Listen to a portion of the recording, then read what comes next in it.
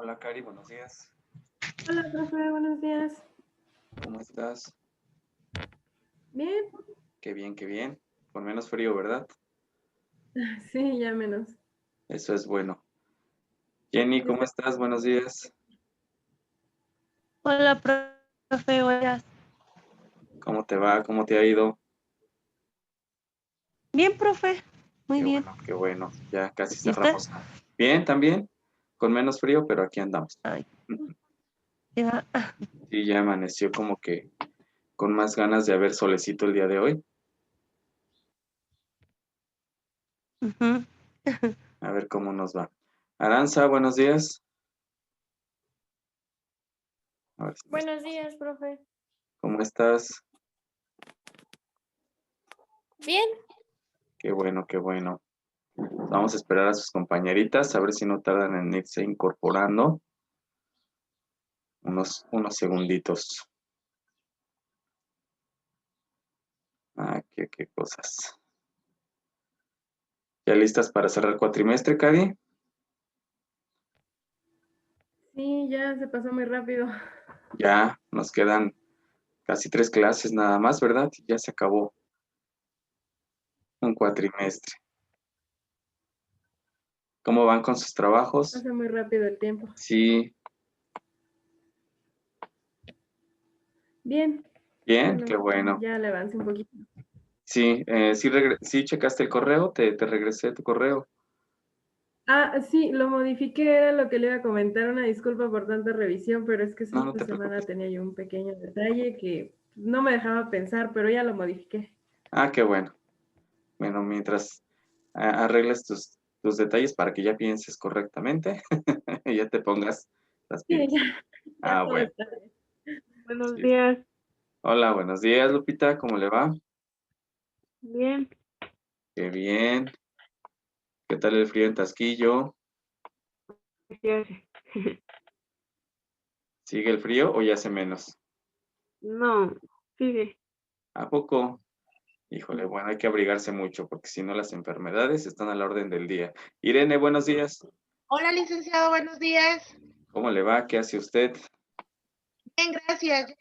Ah, qué Bien, bueno. gracias. Qué bien, qué bien. Hoy sí lo oigo con toda la actitud. Sí, sí, sí. Ahí sabe, esta cuarentena trae de repente muchos problemas, pero ahí ya vamos. Ay, sí, ya creo que ya todos estamos en un nivel de estrés, de encierro, de todo lo demás. Ojalá, ojalá regresando año por lo menos podamos recibir la noticia de que ya se podamos salir un poquito más Ay, o algo, ojalá. no lo sé, porque sí, está acabando con nuestra paz y tranquilidad mental de todos.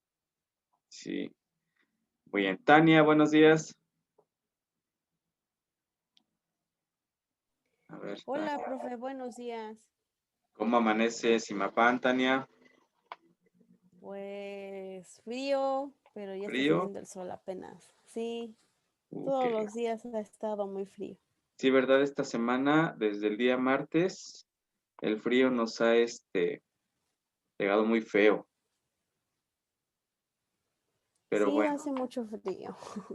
lo importante es que estábamos bien, con todos nuestros traumas, Sí, como eso es lo estábamos platicando, importante. ¿verdad? Pero pues ahí andamos. Bien, chicas, pues bueno, vamos a comenzar con la sesión del día de hoy. Bere, buenos días, también por ella se conectó. Bere, bien, Hola, buenos días, profe. buenos días. Vamos a comenzar entonces. Hace 8 días, pues estábamos hablando acerca de lo que era el estructuralismo, tanto europeo como americano. De hecho, nos quedamos en el americano. Les voy a compartir el documento que les envié, espero hayan leído. Permítanme por aquí, por favor. Lingüística.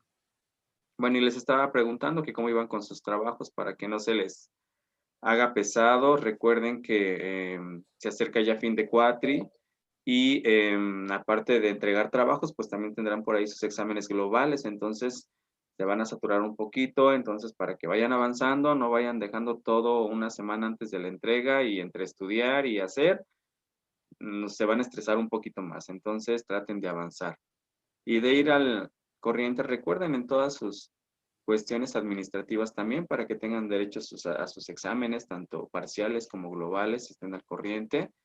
Creo esta ocasión pues nos van a tener que estar presentando sus pases, entonces para que pues, vayan al corriente en sus pagos y todo lo que tenga que ver con dirección, por favor.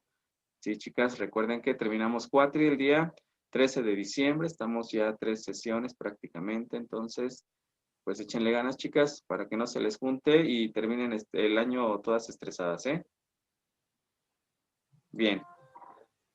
Después del anuncio comercial, ¿verdad? Y todo lo demás, vamos a continuar entonces con lo que comentábamos hace 8 días que veíamos al estructuralismo. El estructuralismo europeo, como les comentaba, tiene mucho que ver con la teoría propuesta por, ay, se me olvidó este señor, Ferdinand, ¿sí? Que considera el estructuralismo europeo, acuérdense que considera a la lengua, al lenguaje como una estructura, como un sistema, y que cada uno de los componentes de este sistema pues tienen un papel fundamental. ¿Y por qué tiene que ver con esta parte estructuralista? Bueno, por ahí si ya vieron filosofía de la educación, sociología, pues hablamos precisamente del estructuralismo, y el estructuralismo es cómo todo en un sistema tiene una razón de ser, todos en conjunto forman algo, todos tienen una participación, todos tienen un papel importante que desempeñar por muy pequeña que sea esta parte. Entonces, si nosotros analizamos a lo que es el lenguaje, visto desde el estructuralismo y como lo propone Ferdinand de Saussure, vamos a ver que efectivamente todo lo que analizamos de lo que son desde la fonología, la fonética, todo lo que veíamos dentro de la ortografía, de la semántica, de todos estos componentes, entre ellos desde lo que vimos, desde lo que es un fonema, un morfema, un artículo, un adverbio, un verbo y todo lo demás, si ustedes lo analizan, pues todo es parte de una estructura y todo tiene una función relevante. Por lo tanto, por eso estamos analizándolo dentro de esta parte del estructuralismo europeo. Es visto desde los autores precisamente de Europa y así lo vamos a tomar, ¿no? Nos quedamos en lo que era el estructuralismo americano, ¿sí? Y yo les comentaba que vamos a tener a 3 autores importantes.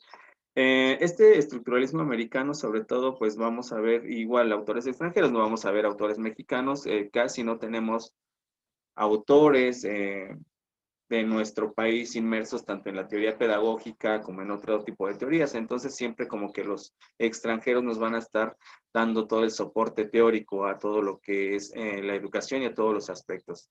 Bien, en América pues surge lo que es el estructuralismo también, pero visto desde el punto de los autores americanos, es específicamente sobre todo sí americanos, pero sobre todo que venían de Europa, que solamente se aterrizan en la ideología de lo que es, pues, todo lo que tiene que ver con América, sobre todo Estados Unidos.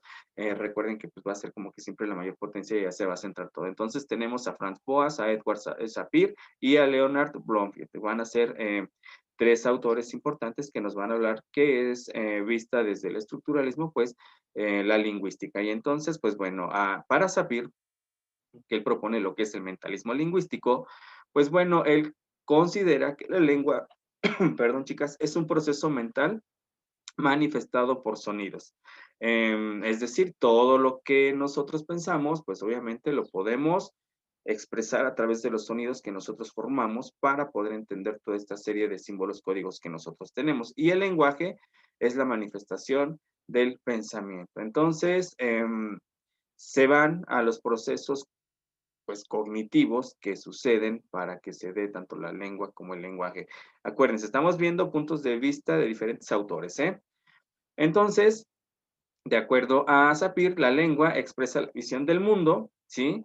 Y tiene que ver con su cultura, con la forma de organizarse, en cómo se interpretan. Es decir, como muchos otros autores de la sociología, de la filosofía, pues lo mencionan, ¿no? La lengua es parte de la expresión de una cultura, el cómo expresan sus conocimientos, todo lo que sienten, en fin, a partir de lo que es la lengua. Entonces, para él es esta parte, ¿sí? Esta parte. La lengua es toda la visión del mundo que tiene una diferente cultura, la manera en que se expresa a partir de el uso de todos estos signos, códigos y todo lo demás que existen en cada una de las diferentes lenguas, ¿sí? Tenemos, por otra parte, a un seguidor de Sapir, que es Piqué, y no el futbolista, ¿verdad? Sino, vamos a ver, de un filósofo, ¿sale? Entonces, de aquí vamos a ver que Piqué, pues, Kenneth Piqué, propone lo que es la tagmética. Vista desde el estructuralismo americano, la tagmética va a ser el cómo se interpreta y se describe, dice Piqué, a los elementos formales de una lengua y sus relaciones, es decir, cómo hay esta interpretación de ello. Entonces, aquí se va a estas funciones semánticas y sintácticas. Si ustedes recuerdan, ya vimos parte de la semántica, ahorita la vamos a volver a recuperar un poquito, en cuanto al significado, al significante y el referente. ¿Sí recuerdan esa parte, verdad, chicas? Sí, ¿verdad? Creo que ya las desperté. Bueno, espero no las esté durmiendo con todo esto. Entonces, a partir de este análisis de la semántica y de la sintáctica, pues bueno, cómo se le da precisamente, cómo se combinan estos significados, estos significantes, para pues poder formar todo lo que son cláusulas y oraciones. Aquí vamos a cómo todos estos componentes forman una oración, que es parte de lo que ya vimos de la lingüística. A pesar de que tienen sus diferentes puntos de vista, digámoslo así, pues todos caen en que todo es parte de una estructura y todos tienen pues todas las partes que componen a la lengua, pues tienen una función dentro de la misma. O sea, no tiene caso poner un artículo, poner un verbo si este no tiene una función o no tiene un uso. Todos tienen una función que desarrollar, ¿sí? Ahora tenemos a Bloomfield, que él es el fundador de la lingüística estructural estadounidense.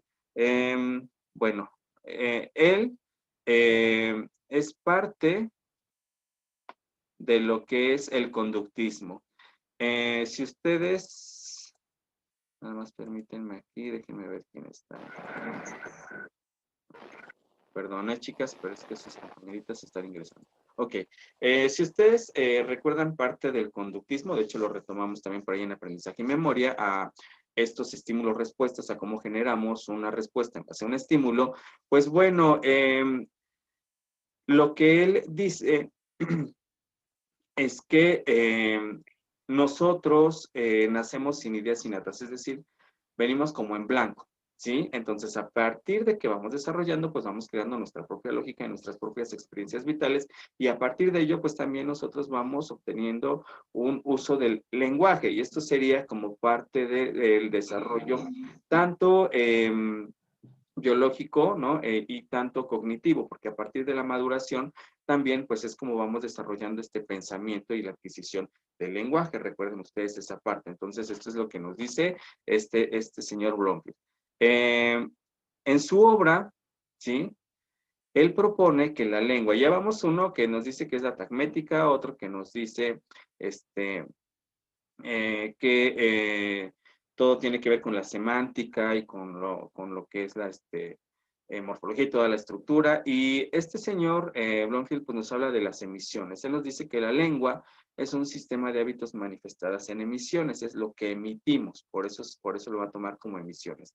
Y aquí, estas emisiones las considera él como hechos observables de cuyo estudio se intenta inferir la estructura de la lengua, es decir, todo lo que es conductas observables. Si nos estamos basando en el conductismo, recuerden que el conductismo se va a ir precisamente a observar conductas reales. Entonces, la lengua también aquí sería parte de esas conductas. Y entonces, según este autor Bloomfield, dice que cada emisión reflejará parte de la estructura fonológica y gramatical de la lengua. ¿Qué quiere decir? Cada que hablamos, ¿sí? Pues se analizan toda esta parte de cómo vamos formando y estructurando las palabras, ¿sí? Entonces, aquí, a partir de todo este conjunto de emisiones, de cómo vamos estructurando precisamente todo esto, pues es como se conjuga un sistema, ¿sí? Entonces, por eso la lingüística es parte de este sistema, de estas emisiones, porque una emisión necesita de una estructura. Para nosotros poder hablar necesitamos estructurar, cosa que ya hemos visto. Entonces, tenemos a la tagmética, tenemos emisiones también, según estos autores, ¿eh? Recuerden, es desde el punto de vista de cada autor. ¿Hasta aquí alguna duda, chicas? Irene, Lupita, Tania, ¿no? Ok. No, Ahora profesor. bien. Bien, gracias, chicas. Tenemos algunos problemas, ¿sí? Que esta parte de lo que propone Blomfield, perdón, en cuanto a lo que para él considera emisiones, pues pueden surgir. Tania, no sé si nos puedas leer la diapositiva, si alcances a ver, por favor. Bueno, perdón, yo hice diapositivas y al final se los presenté en Word, pero es que una disculpa, ¿eh?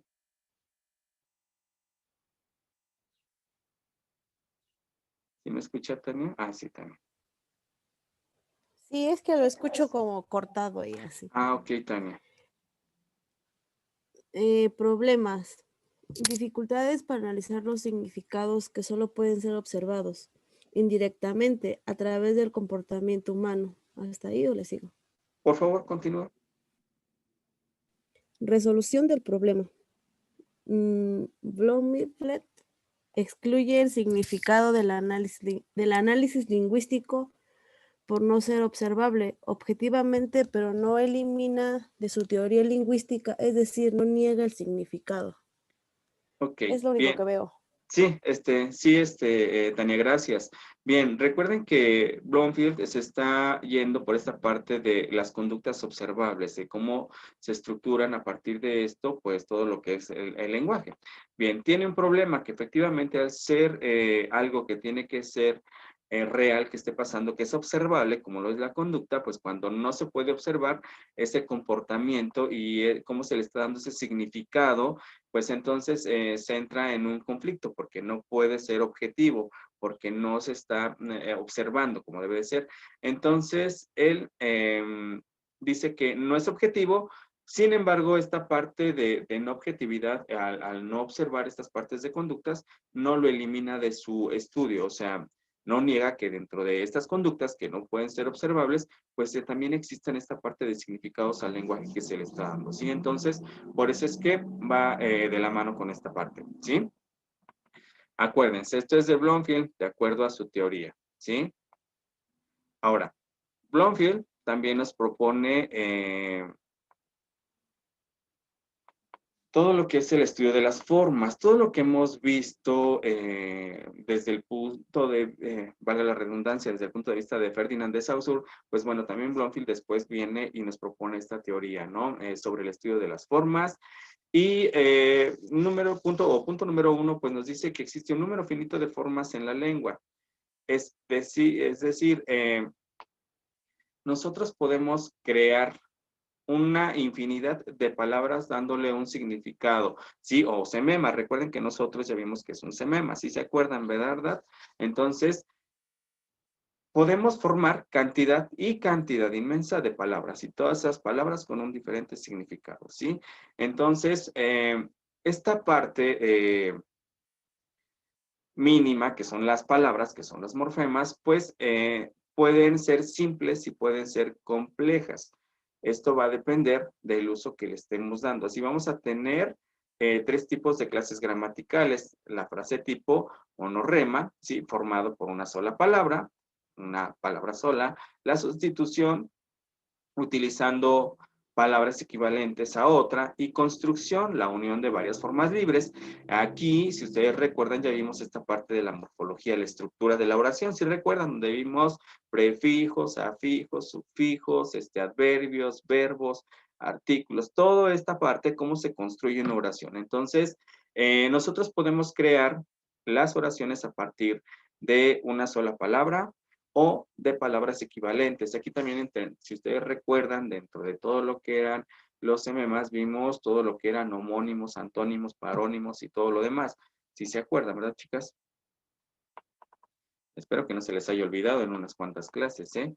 Entonces, a partir de esto, pues se forman oraciones, y a partir de esto, pues dice que hay 2 tipos, que son endocéntrica, funciona como uno de sus constituyentes inmediatos, es decir,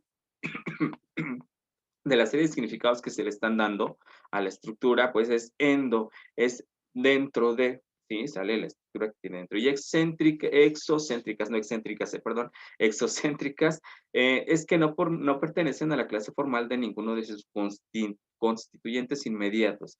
¿Qué quiere decir esto? Que tiene otro significado fuera, estamos dándole otro valor externo, por eso es exo, endo, dentro, exo, fuera. Entonces vamos a ver esta parte. En sí van a decir ustedes, y todo esto, como para qué nos va a servir, ¿verdad? Y lo demás. Esto, pues prácticamente es parte de la teoría lingüística, así para que ustedes lo tengan un poco presente. Efectivamente no son lingüistas, perdón, y tal vez no vamos a estar viendo estas teorías constantemente. De hecho, son autores que no vamos a estar retomando, pero sí es importante saber un poco cómo se estructura la lingüística a partir de la visión de diferentes autores, ¿sí? Porque además, pues son estos estudios los que analizan, por ejemplo, o los que nos dan como base todo lo que tiene que ver con lo que es la asignatura de español, ¿sale? Todo lo que vemos en español. Si ustedes han visto libros, Irene, pues también yo creo que desde preescolar, ¿verdad? Pero para los que no damos clases o no dan clase pero tienen sobrinitos, primitos, si ustedes se dan cuenta, desde que se empieza a dar la asignatura de español o de que empezamos a manejar este término en los niños, pues empezamos precisamente a enseñar todo lo que es símbolo, significado, todo, cómo se va estructurando toda la morfología, toda la serie de componentes que estructuran a una oración, a partir desde, por ejemplo, en primero de primaria, si ustedes observan un libro, pues van a poder ver toda esta parte, ¿no? Cómo al niño se le va indicando que es un sinónimo, que es un artículo, que es un verbo. Por eso yo les decía, todo esto que estamos viendo lo hemos visto en nuestra vida escolar desde primaria, secundaria, incluso preparatoria, cuando todavía vimos taller por ahí de lectura y redacción, ¿vale?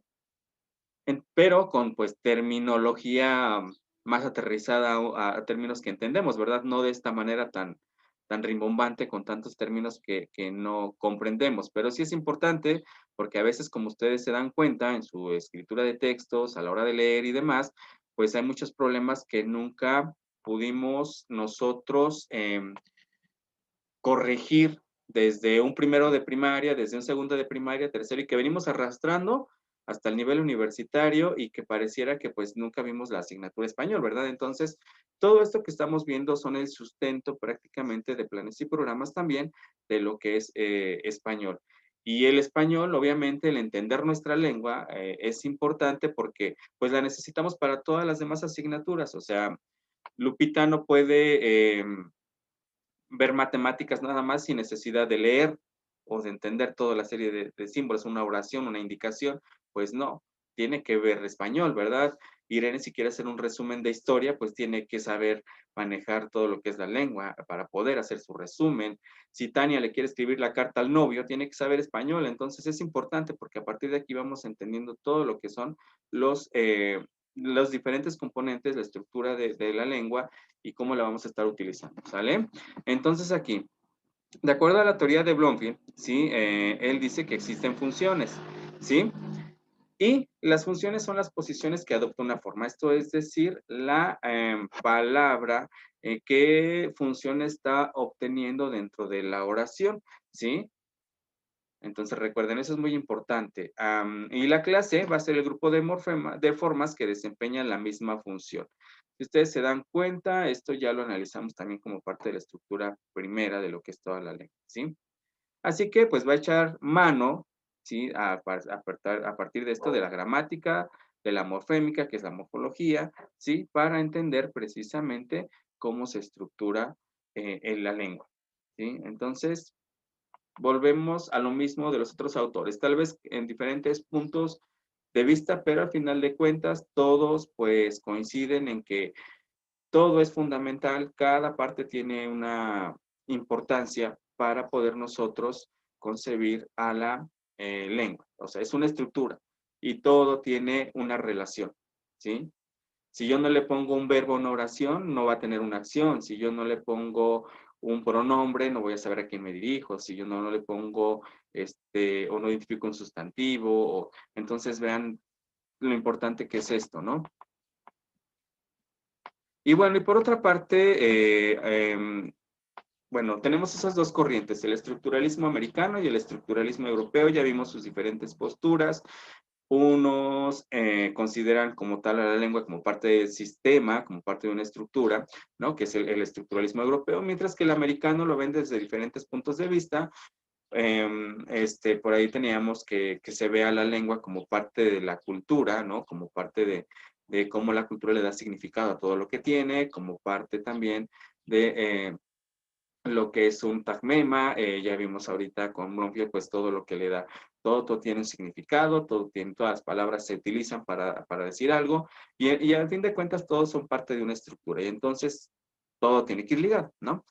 Tenemos a la gramática generativista de Noam Chomsky, ¿sale? Chomsky, que nace en 1928 y va a ser un personaje destacado dentro de la lingüística y de las ciencias cognitivas. Las ciencias cognitivas, recuerden, pedagogía, psicología, todo lo que tenga que ver con los procesos mentales, medicina también. Vamos a ver esta parte. Aquí entonces Chomsky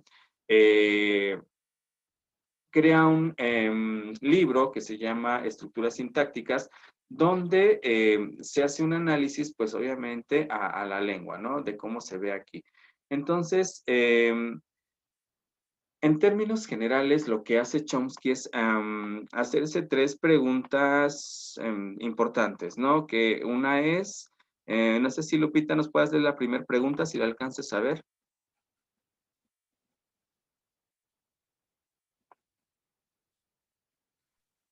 Dice, ¿cómo es posible que disponiendo de un número finito de morfemas y de fonemas podemos construir potencialmente un número infinito de oraciones?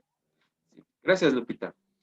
Él se pregunta esta parte de, tenemos gran cantidad de morfemas, de fonemas, ¿sale? Acuérdense que esto también va a ser dependiendo de las diferentes lenguas. Si nos vamos precisamente a lo que es el español, pues vamos a ver que nuestros fonemas van a reducirse a una cantidad, tanto a vocálicos como consonantes, ¿no? Entonces aquí tenemos que ver también esto, pero cómo al nosotros combinar esto podemos crear un número infinito de morfemas, que son las palabras, ¿no? Entonces, ¿cómo a partir de esto tenemos esa gran posibilidad de crear un número infinito de oraciones, que es lo que se preguntaba Chomsky, ¿no? Entonces vamos a ver aquí. Irene, ¿podrías leernos la segunda pregunta, si alcanzas a leer, por favor? A ver, ¿por qué se produce? A ver, ¿me escucha? Sí. ¿Por qué se produce rapidez en el aprendizaje de una lengua, aunque la estimulación verbal de los padres o educadores sea pobre y desordenada? Okay. También se cuestiona esta parte. Estamos hablando de que la adquisición del lenguaje lleva un proceso cognitivo, ¿no? Un proceso de maduración. Ok, entonces aquí él también se cuestionaba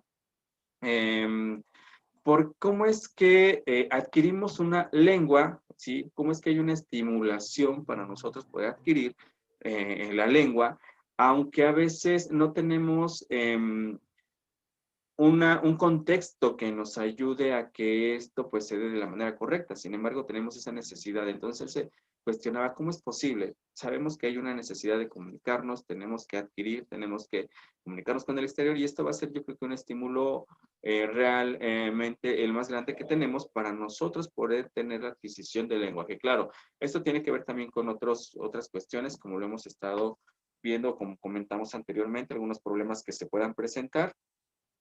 Permítanme. Entonces, él se pregunta esto, ¿cómo es posible eso, no? Bere, ¿nos podrías leer la tercera pregunta?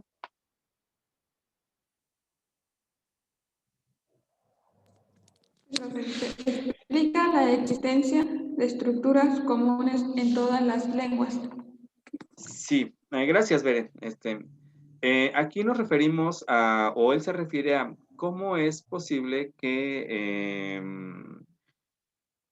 a pesar de que existen diversas lenguas, vamos a encontrar que muchas de ellas tienen relación, o sea, tienen una parte que las hace parecerse en su estructura. Y aquí, pues más adelante vamos a ver, por ejemplo, cómo el español tiene similitud con otras lenguas, como el francés, como el portugués, que provienen del mismo tipo de lenguas. Por eso vamos a ver cómo es que tienen esta parte, cómo se parecen en su estructura, en la formulación y en entender estas lenguas. Entonces, él se preguntaba esto, él decía, ¿por qué esto? Y bueno, vamos a ver entonces, de acuerdo a la gramática generativa de Chomsky, ¿sí?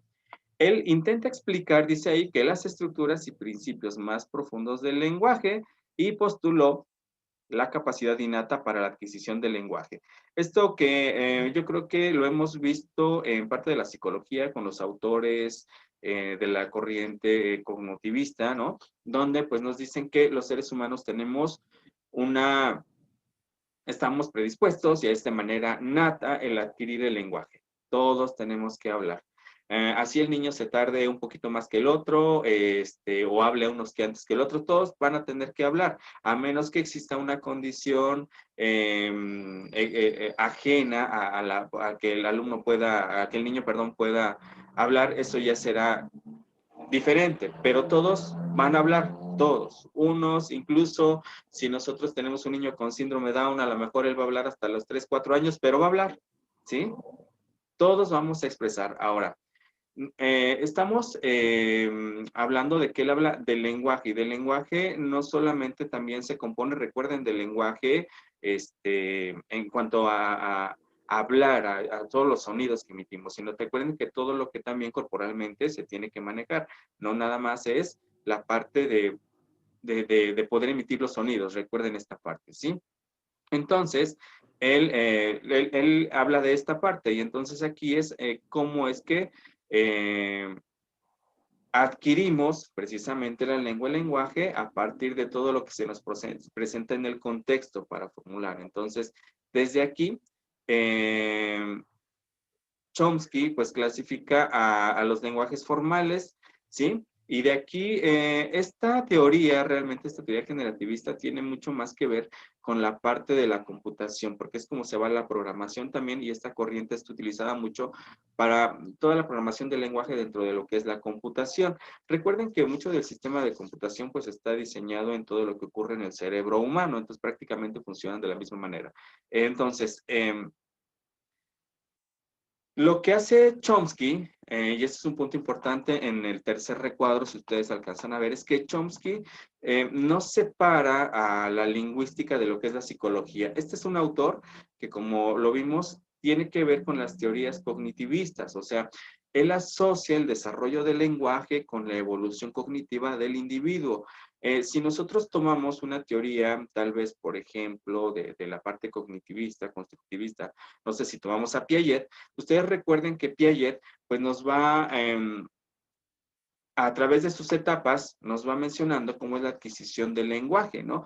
Cómo se va dando esta adquisición del lenguaje y cómo el niño la va utilizando a partir de que va creciendo. Entonces, Chomsky no separa esto. Chomsky es un personaje que va a relacionar precisamente la adquisición de la lengua, del lenguaje, con esta evolución cognitiva que tenemos todos los seres humanos, ¿sí? Entonces, por eso se va por esta parte de la psicología cognitiva, ¿sí? Entonces, él dice que ocurren procesos cognitivos que nosotros llevamos a cabo para que se pueda dar lo que es el lenguaje, ¿sí? Y entonces, a partir de toda esta serie de procesos cognitivos, pues también tiene que ver todas las reglas específicas de lo que es la construcción de la lengua, que tiene que ver con todo el cómo ya nosotros creamos y le damos forma a ese lenguaje, ¿no? A partir de lo que son todas estas reglas básicas que todas las lenguas tienen, ¿no? Parte de lo que ya vimos. Entonces, ¿cómo vamos a estructurar? Entonces, este autor se va con esta relación de la lengua con la parte cognitiva, con la psicología, que es muy importante. De hecho, si lo vemos desde ese punto, pues se nos va a manejar bastante. Muchos autores nos hablan de esto, ¿no? Y Chomsky, pues nos dice que todas las oraciones tienen una estructura profunda. Es decir, cada oración que nosotros decimos, que nosotros escribimos, tiene un significado muy relevante de acuerdo a lo que yo pretendo decir, ¿sí?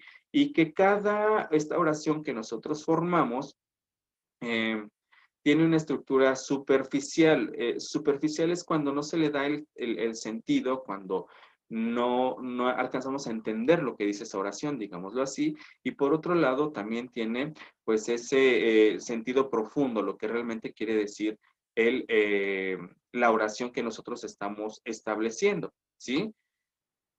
Entonces, por ejemplo, aquí hay un ejemplo que se les puso en el tercer recuadro. Dice, yo hago el cuarto. Si nosotros decimos nada más, yo hago el cuarto, ¿no? Nos podemos referir a construirlo o a limpiar ese cuarto, ¿no? Entonces, tiene un significado, puede ser superficial. Si a lo mejor yo le digo a Dulce, ve y haz tu cuarto. Dulce puede entender como que de manera superficial, o sea, voy a ir a construir mi cuarto, ¿qué voy a hacer? O se refiere a limpiarlo. Entonces, aquí tiene que ver con la manera en cómo utilizamos y el sentido que le estamos dando. Si yo digo, a lo mejor ya Tania tiene, por ejemplo, claro que si yo la mando a hacer su cuarto, ella entiende el significado profundo de tengo que ir a barrer, tengo que ir a atender mi cama, tengo que ir a limpiar y tengo que hacer lo demás. Pero si yo lo dejo superficial, entonces yo hago, o ve a hacer tu cuarto, pues a lo mejor Tania va a decir, tengo que ir a construir mi cuarto. Yo creo que nos pasa mucho cuando de pronto mamá nos manda, ándale, ve a hacer tu cama, ¿no? Y luego contestamos, mamá, la cama ya está hecha, ¿no? Así como que, ay, mamá, esa cama ya está hecha. Entonces le estamos dando un sentido superficial a lo que a lo mejor mamá se refería en la parte profunda de ve y tiende tu cama, ¿no? Para que sea bonita y lo demás. Entonces, esa es la parte que nos dice Chomsky, que existen significados superficiales o significados profundos dependiendo de cómo lo estemos utilizando, ¿sí? Y para que esto se entienda, pues obviamente tenemos que echar mano de toda la estructura de lo que es la lingüística, ¿sí? Entonces, a eso se refieren, pues, estas tres corrientes de la teoría que sustenta la lingüística, aparte de lo de Ferdinand de Saussure, que es parte del estructuralismo europeo, ¿sí? Estructuralismo americano y la corriente generativista de Chomsky, ¿sí? ¿Dudas? Hasta aquí. Cari, ¿alguna duda? ¿No? ¿Dulce? ¿No? Irene dice que no. Muy bien. Lupita, ¿dudas? Bere. ¿No? Muy bien. Tania.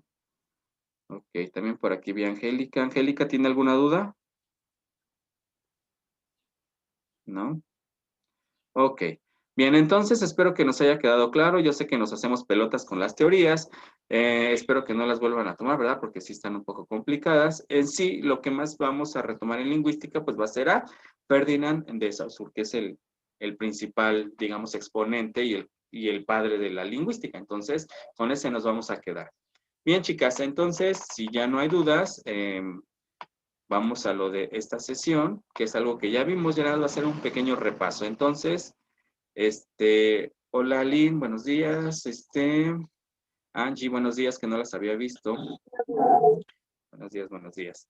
Bien, voy a cerrar esta sesión para darle paso a los otros 15 minutos, ¿sí? Entonces, denme chance un minutito, por favor. Las veo en un minuto, ¿no?